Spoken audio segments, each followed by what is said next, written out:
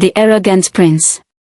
Prince Zano, the handsome and only son of King Esoro, grows up in luxury in the flourishing kingdom of Tuwana. Known for its golden fields, thriving trade, and strong culture, Tuwana is a beacon of prosperity. Yet, its beloved prince is anything but kind. Zano's arrogance knows no bounds. He dismisses the concerns of the common folk and values no one beneath his station. During a grand royal procession meant to celebrate Tuwana's wealth and unity, the streets are lined with cheering villagers. Among them, an old beggar woman steps forward, her hands trembling as she approaches Zano's lavishly decorated carriage. She pleads for food and water, explaining that her village has been struck by drought and famine. Instead of showing compassion, Zano scoffs at her. His words drip with disdain. If you are hungry, it's because you're too lazy to walk.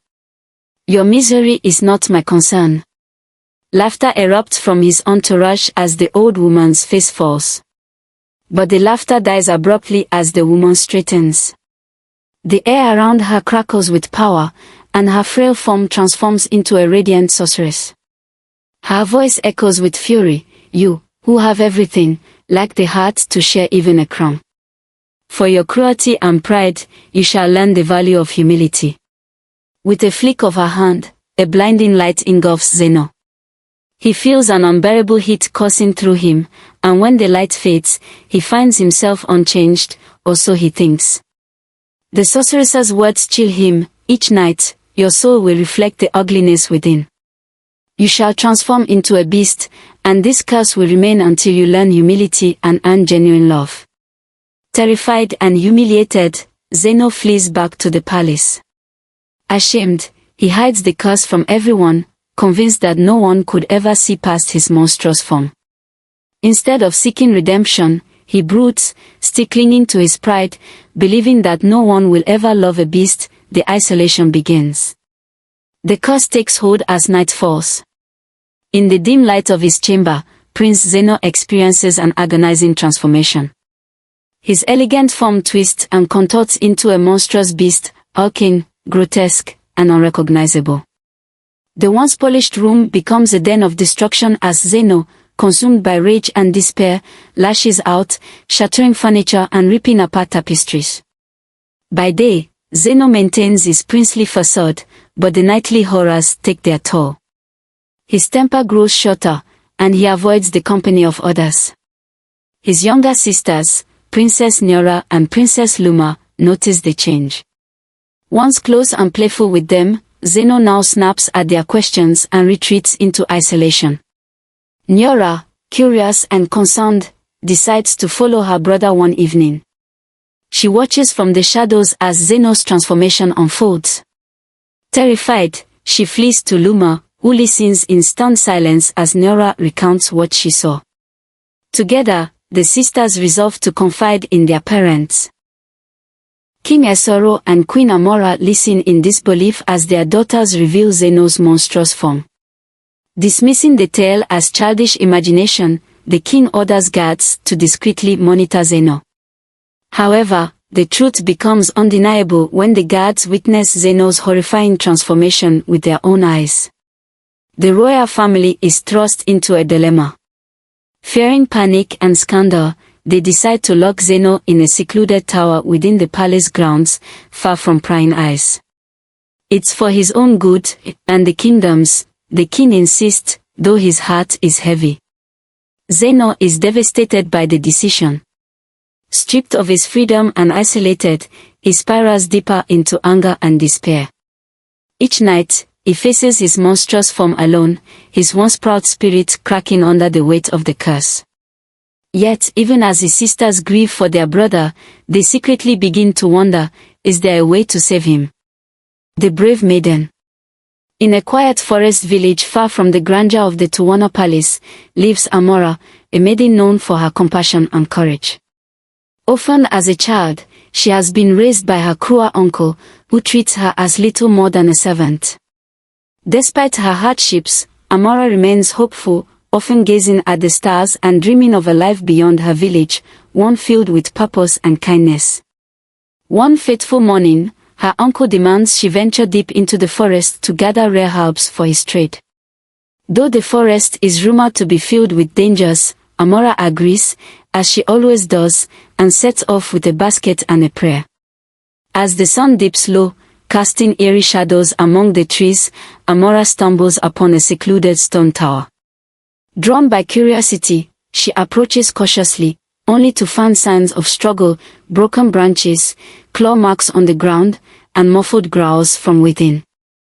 Peering through a crack in the heavy wooden door, she sees a hulking, monstrous figure crumpled on the floor, its arm bleeding from a jagged wound.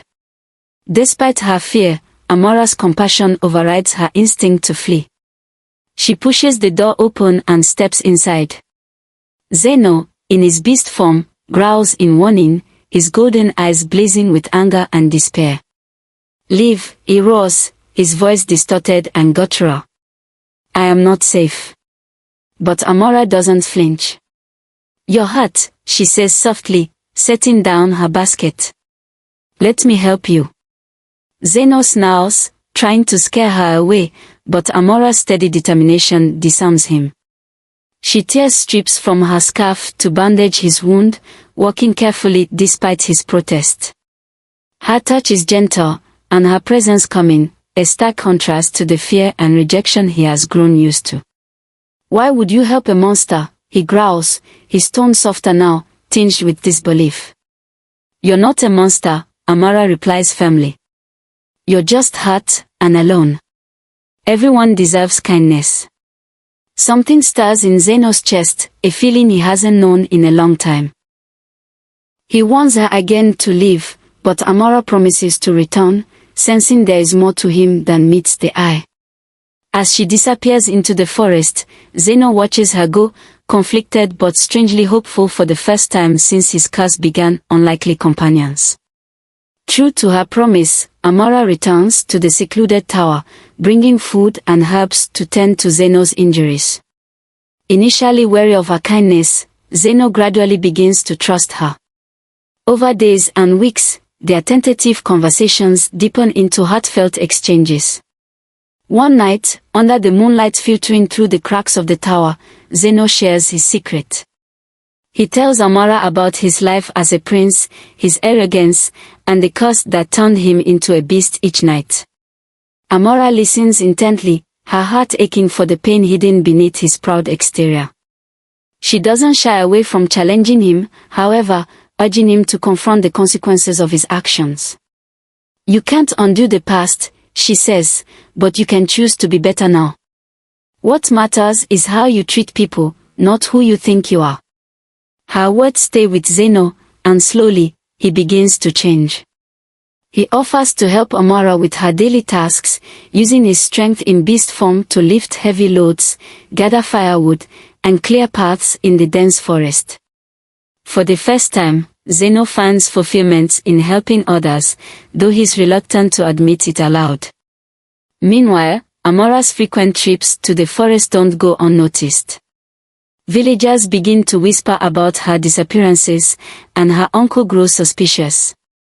"Stop going to that cursed forest," he warns harshly, threatening to punish her. But Amora refuses to abandon Zeno, standing firm in her decision. "Some things are worth the risk," she tells herself, her resolve unshaken. One day, while gathering herbs near the tower, Amora encounters the same sorceress who cursed Zeno. Clad in simple robes but radiating an aura of power, the sorceress speaks in riddles. "Kindness grows where arrogance once ruled," she says, her voice echoing like wind through the trees.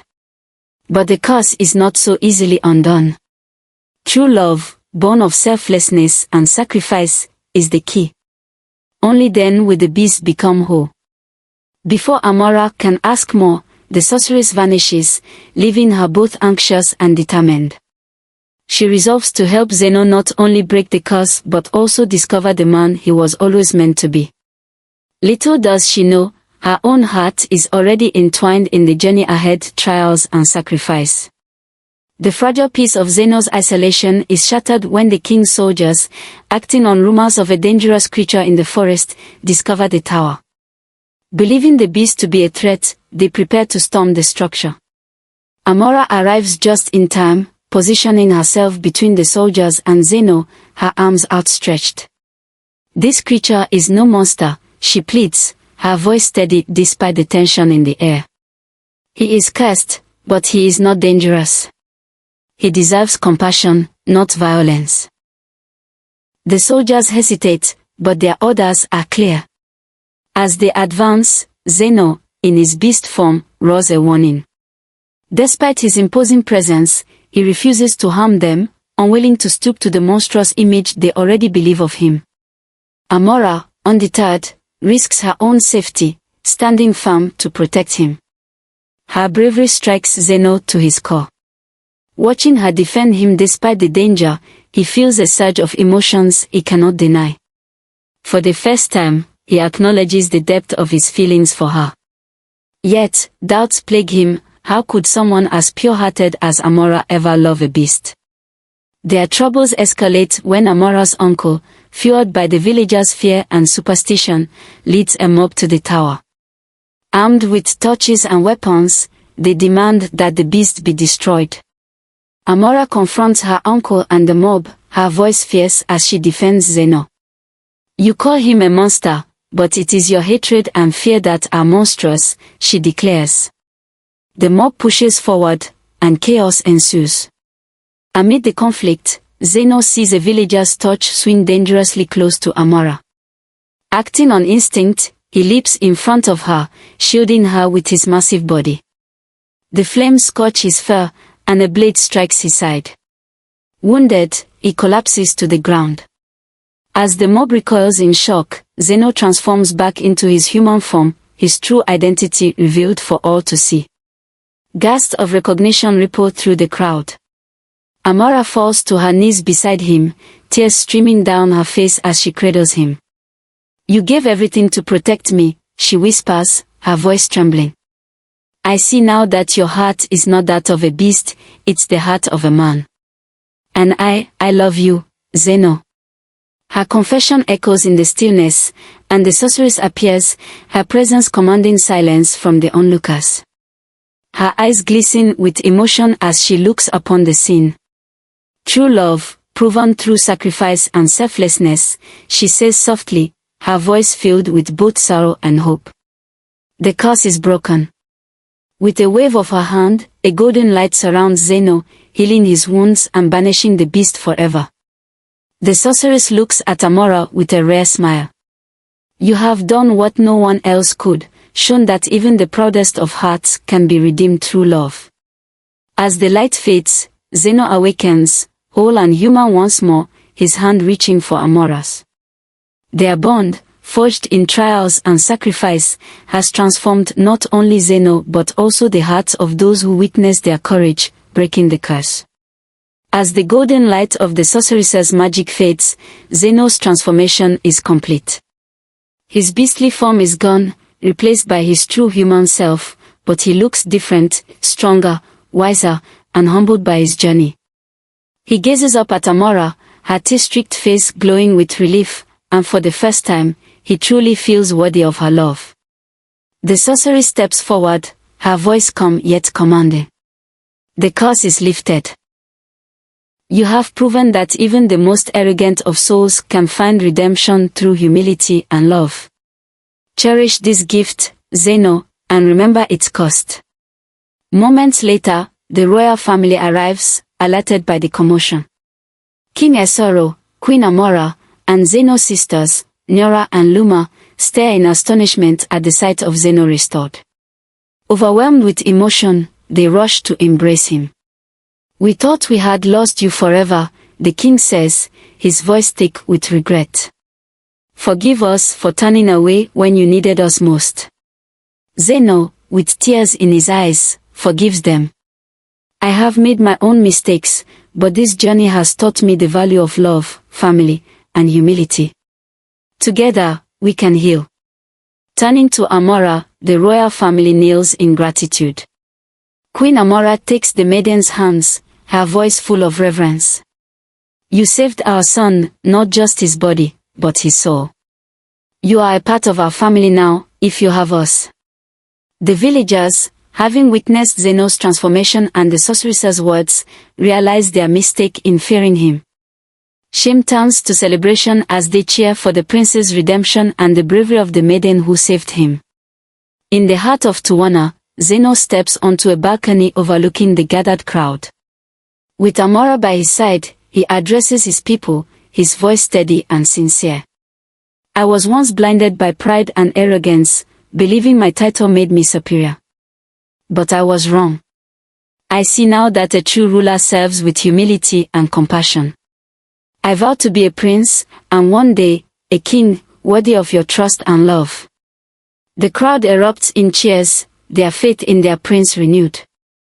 Amora is hailed as a hero, her courage and kindness inspiring all who hear her story. Villagers who once whispered about her bravery in the forest now speak of her as a symbol of hope and compassion.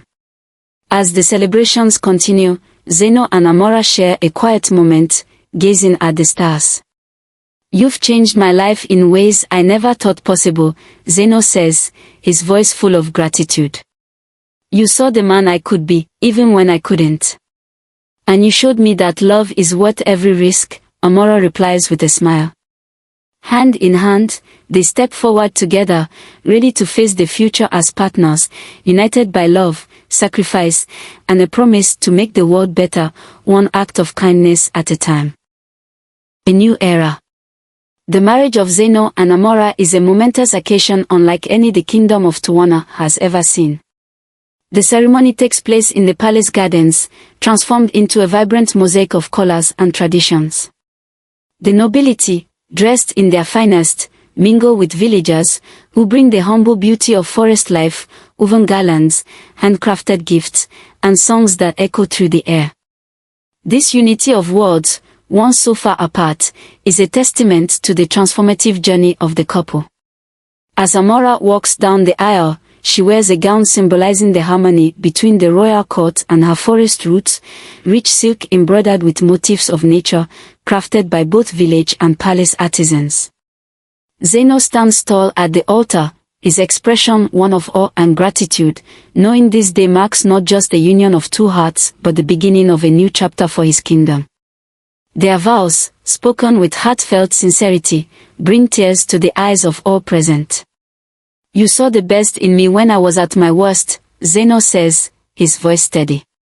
You taught me that true strength lies in humility and love.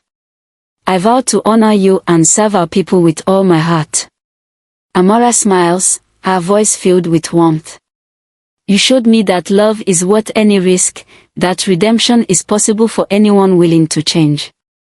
Together, we will lead with compassion and courage. When the ceremony concludes, the kingdom erupts in celebration.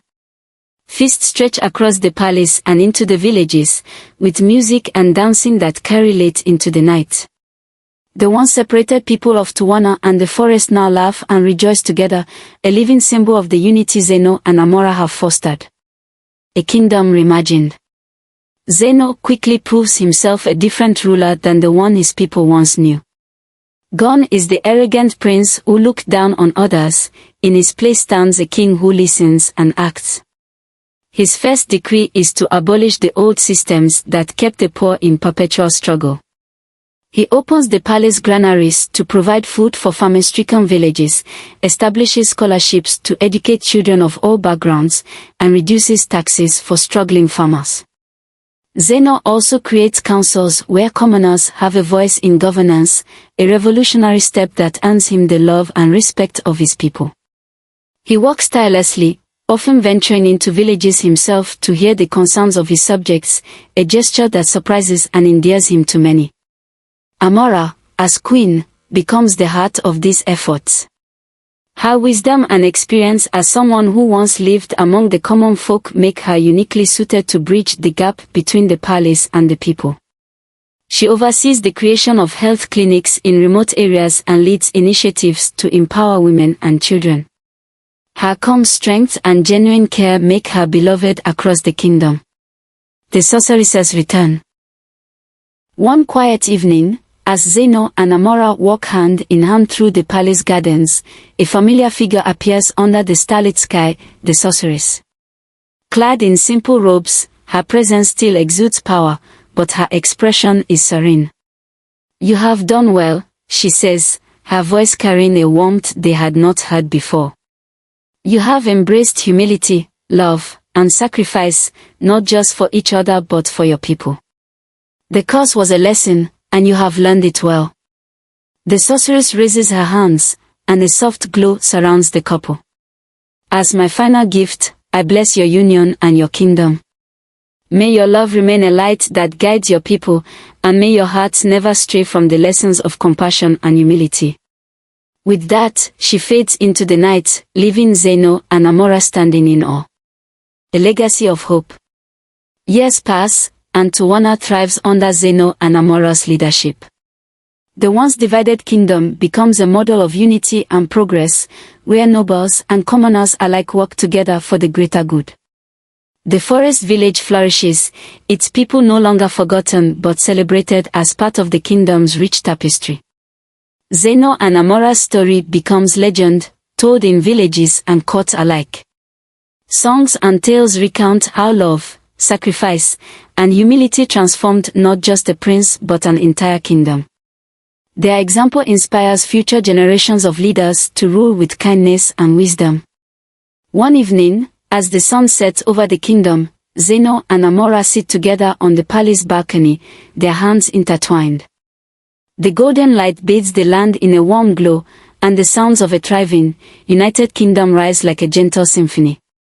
Amora rests her head on Zano's shoulder. "Do you think they'll remember us?" she asks softly. "They won't just remember us," Zano replies, his voice steady. "They'll remember what we stood for. And that will live on forever." As the last rays of sunlight fade, the couple remains a silhouette against the horizon, their love a shining beacon of hope and transformation, lighting the way for generations to come. A kingdom flourishes. As the years unfold, Zano and Amora's legacy deepens. Their marriage becomes more than a personal bond, it's a partnership dedicated to building a better future. Together, they oversee projects that transform Tuwana, irrigation systems that turn dry lands into fertile fields, schools that educate children regardless of their status, and a network of trade routes that connect the forest villages to the bustling heart of the kingdom. Amora often returns to her home village, not as a queen above her people but as one of them. She joins the women in weaving, listens to their stories, and ensures that their voices reach the royal court. Her presence in the village becomes a symbol of hope, reminding everyone that even the humblest beginnings can lead to greatness. Zano, once distant and unapproachable, becomes a ruler beloved by all. He spends time in the villages, helping with harvest, sharing meals with farmers, and attending local festivals. These acts, small but meaningful, bridge the gap between the crown and the people. The kingdom flourishes under this newfound harmony, a testament to the couple's unwavering commitment to their people. The lessons endure. As their children grow, Zano and Amora ensure they understand the lessons born of the curse. They teach them the importance of humility, kindness, and service.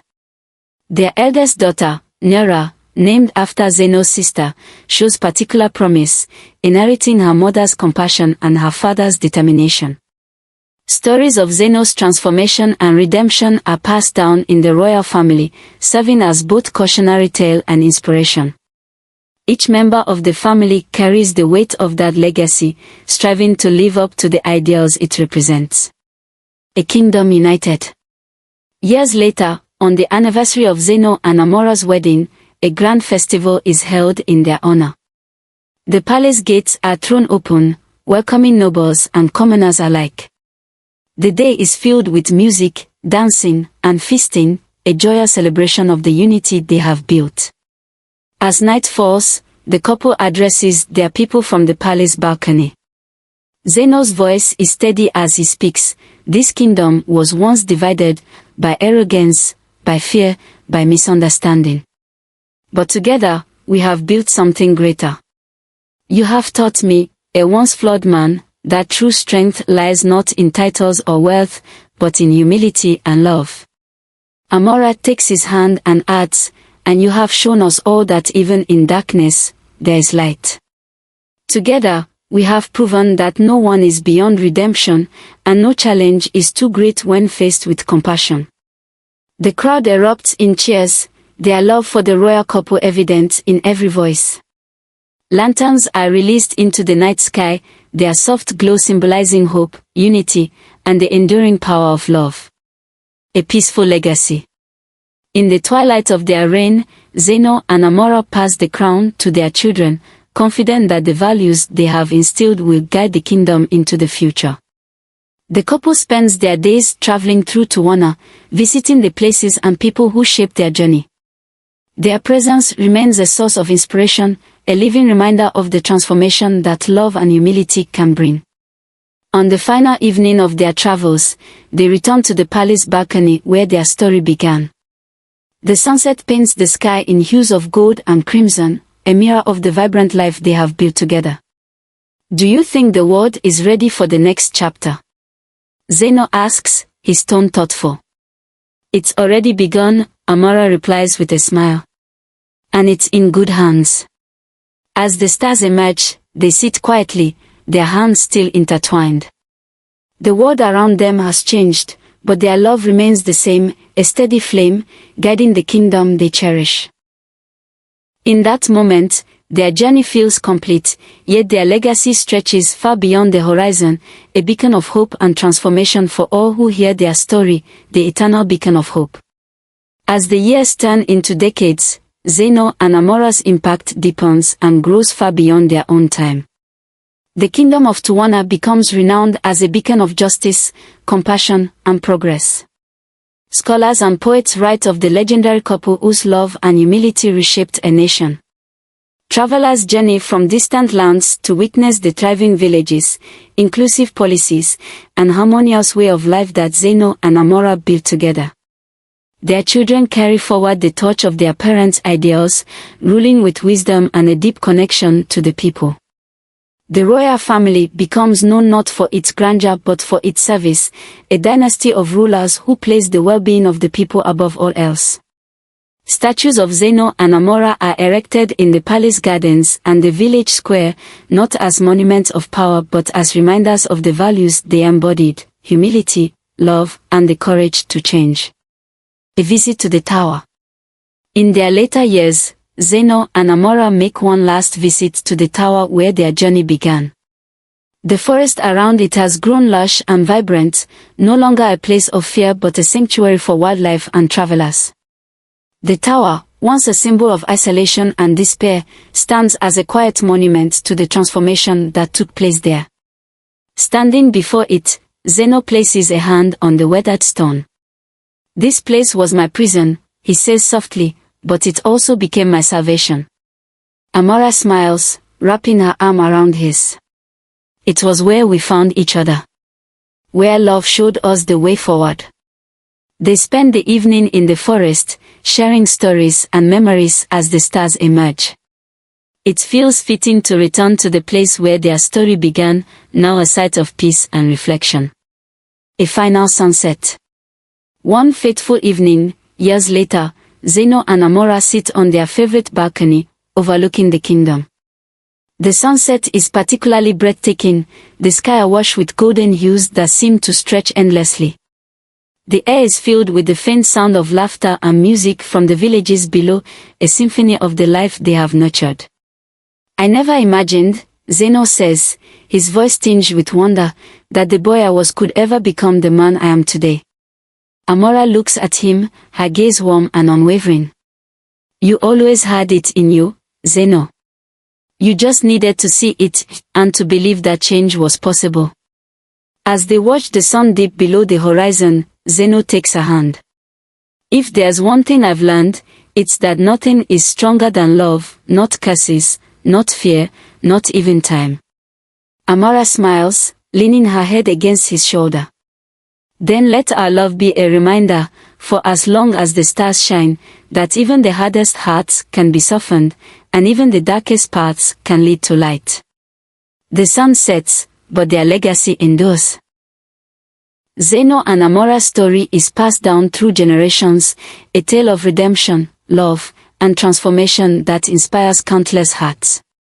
Their love becomes eternal, a guiding star for those who seek to build a better world, proving that with humility and courage, even the impossible can be achieved.